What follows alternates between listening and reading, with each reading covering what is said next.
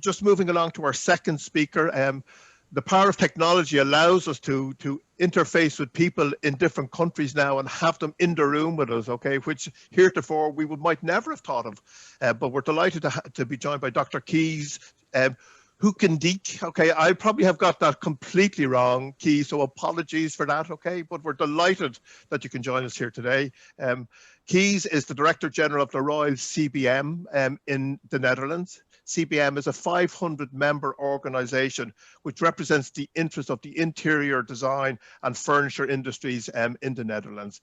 And today, I mean, if you were looking to a country that is leading on the circular economy, where else would you look but to the Netherlands? So we're delighted, Kees, to have you here today to talk to us about the impact of the circular economy on the EU furniture industries. And it's over to you.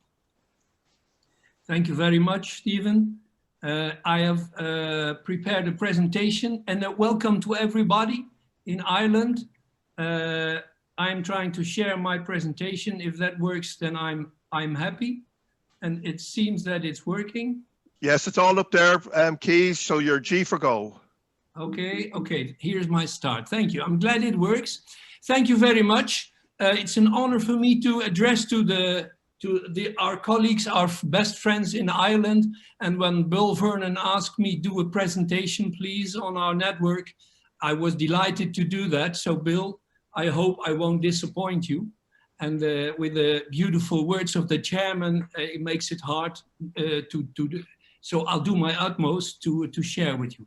I have a presentation that can be shared amongst everybody, so no problem. I will skip because there's many information and see if we can come up with the most interesting things. But first I will do a short introduction of our organization. I give some fact and figures, and then something on COVID. But the main part for me is we are talking about circular furniture and circular fit outs. We call it interior industry, but that's no problem. And if we have some time, perhaps a film, or if it is possible. So a short introduction of our beautiful industry in the Netherlands. We have over 500 members, like Stephen already told you, and we are a traditional branch organization, an employers organization. We have collective labor agreements, furniture fund, pension fund, and very important, we have our own wood and furniture college in Rotterdam and Amsterdam. I'm very proud to have that in the Netherlands, because that's really stands out to other sectors. Here's some figures. I will do this briefly. You can read it later. In 20 years of our industry, you can see how much we declined in employment.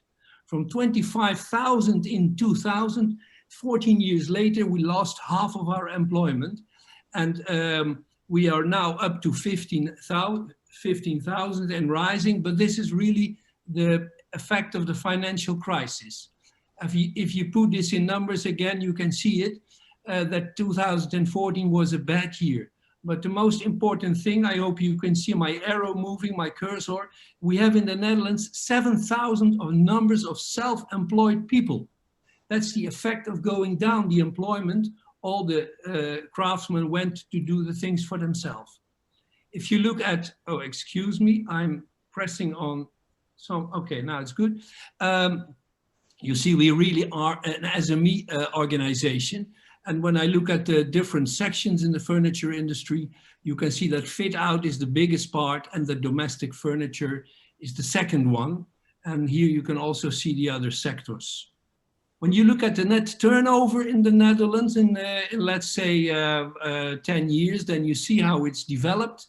And we are now up to 4.3 billion and it's 2018, but we are going to 4.5 and 5 billion euros. And you see it's divided between office and domestic furniture. When we look at the impact of the Corona crisis, in March, we were really afraid that it would be big. We expected 25% loss of turnover and more than 1,000 layoffs. But as we see now, that was the panic of the pandemic. And you see that we have half of our people have declined in turnover, but the other half has stays the same or has increased. And when you look at 2021, you see some kind of a similar division. So we have one half of our members are doing beautifully and other halves are having problems. That's about the small situation. Then to the biggest part of the discussion, we are talking about sustainability, and a very important part of sustainability is circular economy.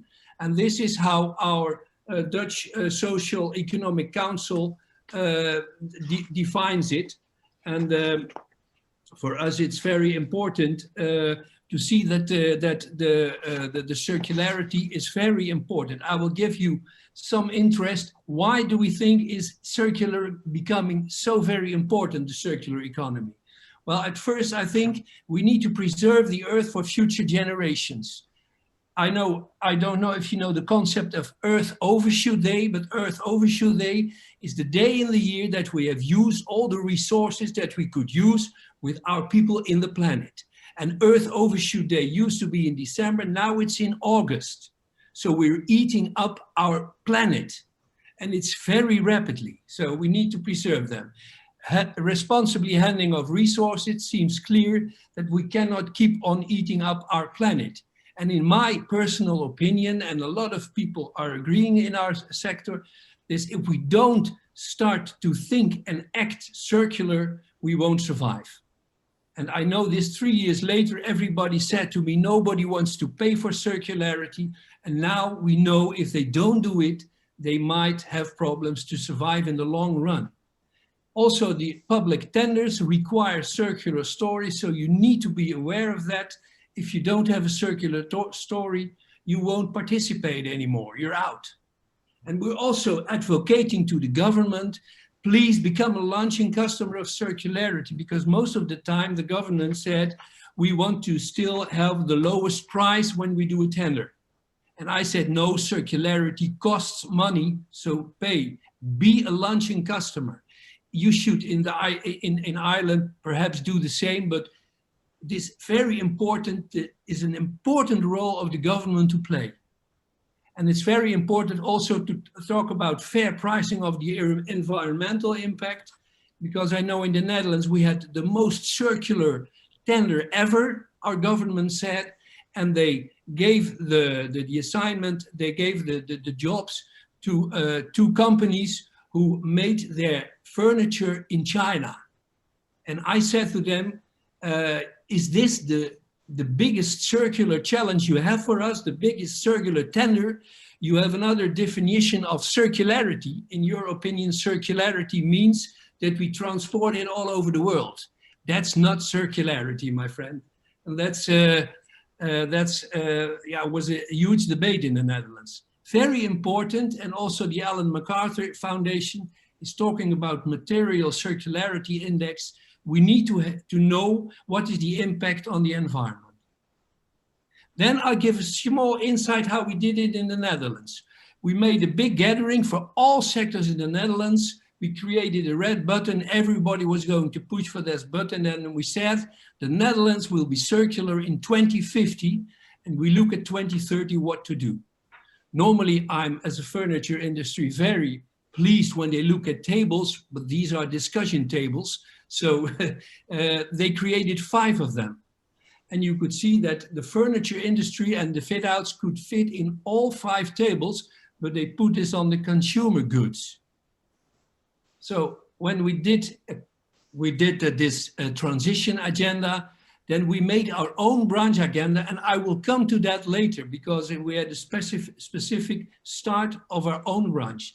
Now, when you look at circular economy, and I'm doing it in a rapid tempo, I hope it's not too fast for you, but where should we start if we want to start with circular economy? I gave some building blocks to share with you. First, you can look at the materials or the resources. You can say, okay, we are going to stop virgin material. We are going to use secondary or bio-based. In the Netherlands, we already have completely bio-based panels, and they can really recircle and recycle those panels. We have an Auping, that is a very interesting bed company who makes mattresses as well, has created a completely circular mattress that can be completely recycled. They phased out polyurethane and they used polyester and teak and metals. So this one is called Evolve. So look at Auping and Evolve and you can see it. I should have put it in the presentation. Secondly, skip all waste. Waste becomes materials, becomes resources. And that's very important and it's easy to be done. We have also a lot of production waste. And for example, we have calculated that perhaps when we order panels, sometimes we order more than 20% too much because we don't want to you understand what I'm trying to say. Second phase, recycle. You must think of a recycle strategy. Recycle, refurbish, reuse, remanufacturing. But a very important thing on recycling, we must not downcycle, but we must upcycle. So try to bring it back in the value chain on a higher level. And even this could be that we refuse materials that we cannot recycle. It's a huge discussion now. About polyurethane, which is not that easy to recycle, we could refuse it. Auping has refused polyurethane and foam, and now they use polyester. Circular design, our members say if the architects don't start to design in a circular way, how can we do a fit out? So we must work together. Now we sit in with architects and we have a good discussion about it. So we need to look at design strategies. Another thing is very important. We need to look at circular business models. For example, in the Netherlands, you know Philips. Philips is a company who makes light bulbs. Their business model is to sell as much light bulbs as possible. In the beginning, they could create a light bulb that lasts forever, but they decided that the lifespan would only be, I don't know how much, but let's say 1,000 hours. And then you have to buy a new one. So what did we do in the Netherlands? We built a building and we said, we don't pay you for the light bulbs, but we pay you for the light. What happens? Philips start to rethink. And if we say, if they pay us for the light, our business model must be not to make as much light bulbs, but as less as possible. And they could really skip the light bulbs. So also as a service and leasing are very interesting. I already told you about public procurement. This is also a reason where to start. We are really as a company trying to talk to the government and fair pricing as well and material index. Here you see the last thing, the circularity in vocational education is very important. I hope I have given you some building blocks to share and to reprocess in vocational education.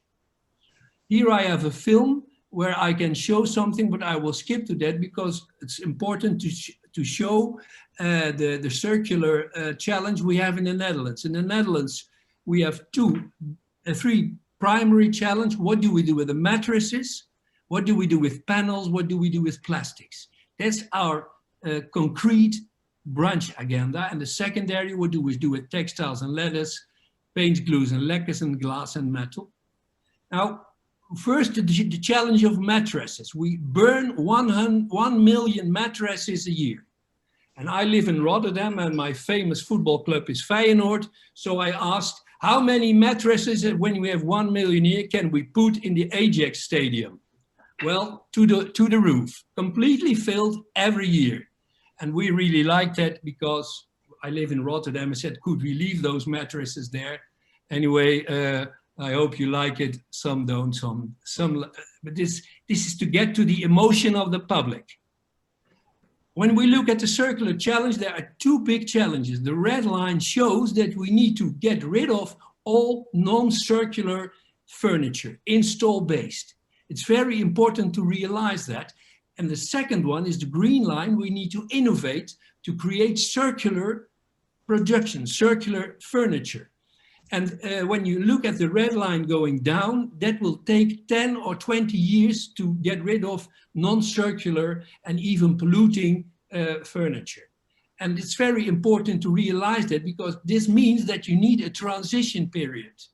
You cannot put on the button and say, now we are circular. So this is very important.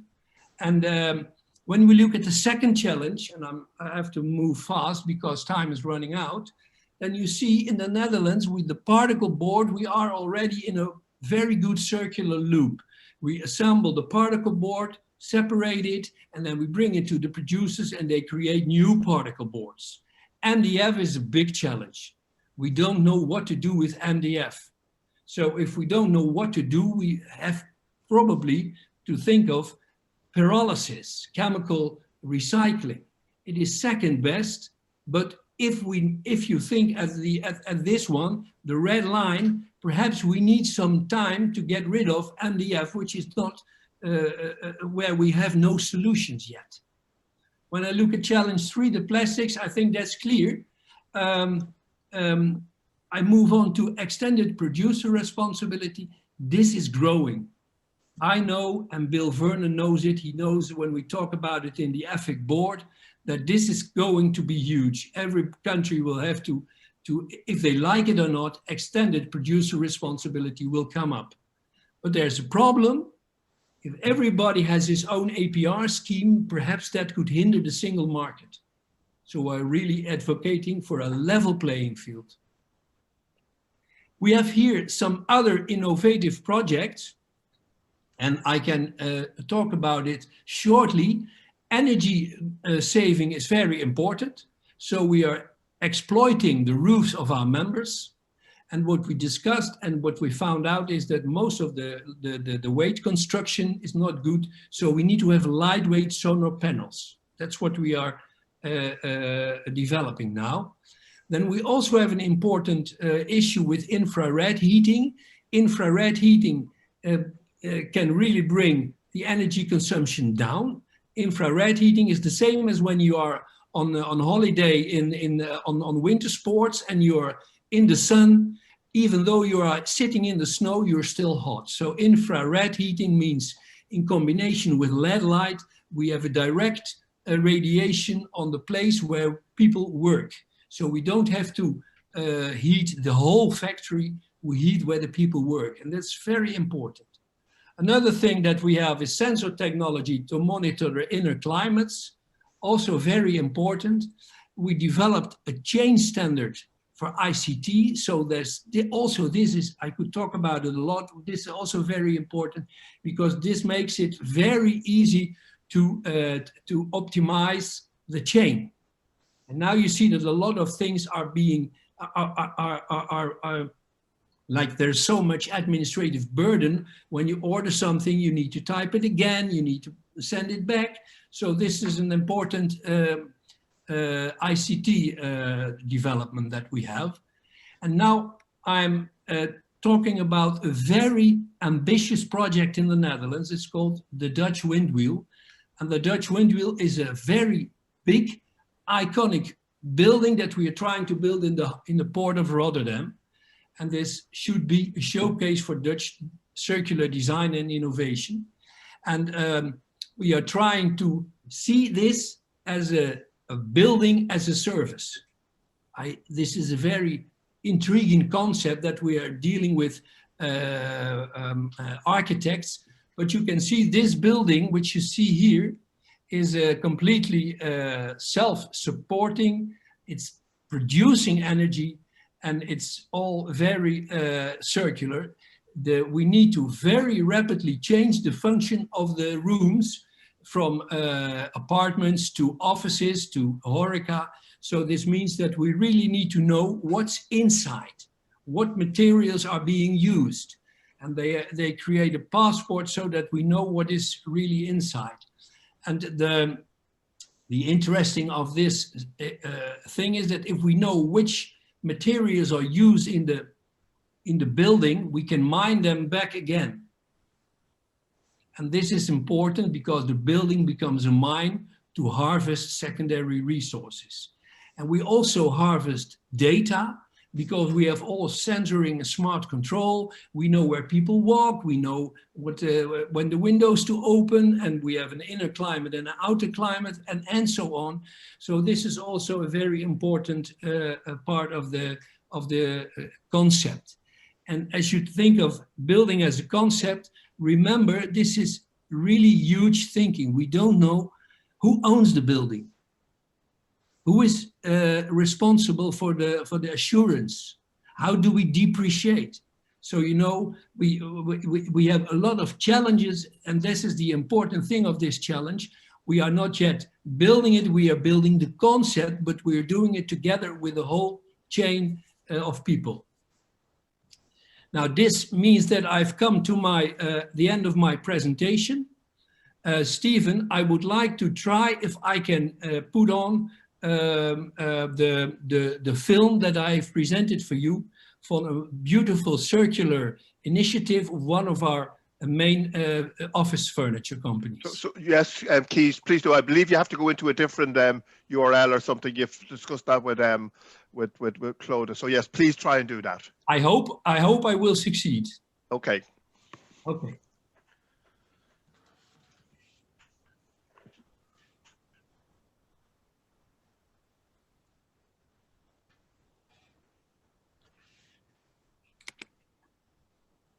Can you see the screen now, or is it black? We hear sounds coming and we can see the screen, but nothing has come on yet. I'm Marius Smith and I'm the founder of Plastic Whale. Oh, so it's not really working. I'm trying to do something else. Okay. I stop sharing. Anyway, if I will give it one more try. And otherwise, when you look in the presentation, I can also tell about it. It's a little bit a pity, but because it's a beautiful film. You see that we had a furniture company, and they started to collect and to fish bottles from the channels of Amsterdam. And with those materials, they created new circular furniture, office furniture, and it's beautifully shaped in the shapes of a whale. They use the surfacing whale for the table, and the barnacles for the lamps, and so on. It's a pity that I presented it, that I can't see it, but the link is in the website, in the presentation.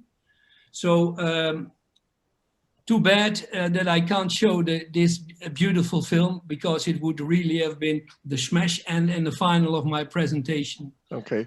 Well, I hope I have enough. Kees, you didn't need to show the film to impress us with your knowledge and information and the challenging questions that you're asking, that you and your organisation, and indeed the people in Holland, are asking of themselves and of their government. Okay, but we'll share the URL out with everybody. Okay, and let them see it at a delayed time or whatever. Okay, so look, Yes. that was just an absolutely fantastic. But I would have expected nothing less from a Dutch person, Kees, because you know how to challenge yourselves and challenge others, and it's always great to hear straight talking people with really great ideas. There are some questions that we'll come back to, okay, at the end or whatever, but for the meantime, thank you so much for a really stimulating and most interesting presentation. Thank you, Stephen. One remark: when you look at Plastic Whale on YouTube, then you can find this beautiful 1-minute video. Plastic Whale on YouTube. Okay, thank you indeed, Kees. So for the moment,